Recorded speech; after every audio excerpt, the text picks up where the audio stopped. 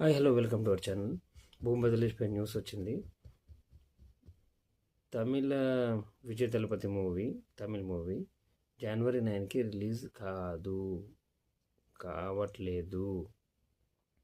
Why because censor సభ్యులు వాళ్ళు టోటల్గా సర్టిఫికేట్ అయితే ఇవ్వలేదు. అండ్ ఇంకా 5 మెంబర్స్లో ఒక సెన్సార్ సభ్యులు 5 మెంబర్స్ ఉంటారు కదా, అందులో ఒక మెంబర్ వచ్చేసి దానిలో కొన్ని అబ్యూస్ సీన్స్ ఉన్నాయి, అవి ఇవి డిలీట్ చేయాలని చెప్పి కోర్టులోకి వేసేసాడు. అండ్ ఇంకా కోర్టుకి వెళ్ళిందంటే అది ఇప్పుడు హియరింగ్కే జనవరి 9కి చూసుకున్నాము. జనవరి 9 మార్నింగ్ హియరింగ్ అని రూల్ పాస్ చేయడం జరిగింది.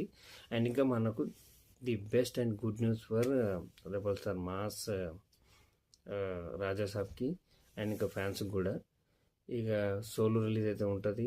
తమిళనాడు, కేరళ, అన్నీ కర్ణాటక, ఇక ఆల్ ఓవర్ సంక్రాంతి మందే, దాంట్లో డౌటే లేదు. అండ్ ఇంకా సినిమాకి కానీ ఏమాత్రం యునానిమస్ పాజిటివ్ టాక్ వచ్చిందంటే ఈజీగా 200-300 crores అయితే ఈజీగా పెట్టేస్తుంది. ఓవర్సీస్ అన్ని థియేటర్స్కి మనకి రాజ్యసభకి దక్కుతాయి కదా.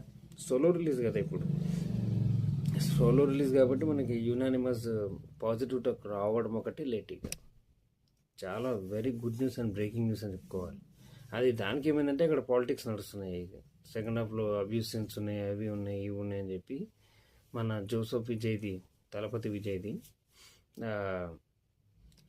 మా మొత్తానికైతే అక్కడ సినిమా ఆగిపోయింది. జనవరి 9కి రిలీజ్ మాత్రం ఓన్లీ సోలో రిలీజ్ మాత్రమే ఉంది.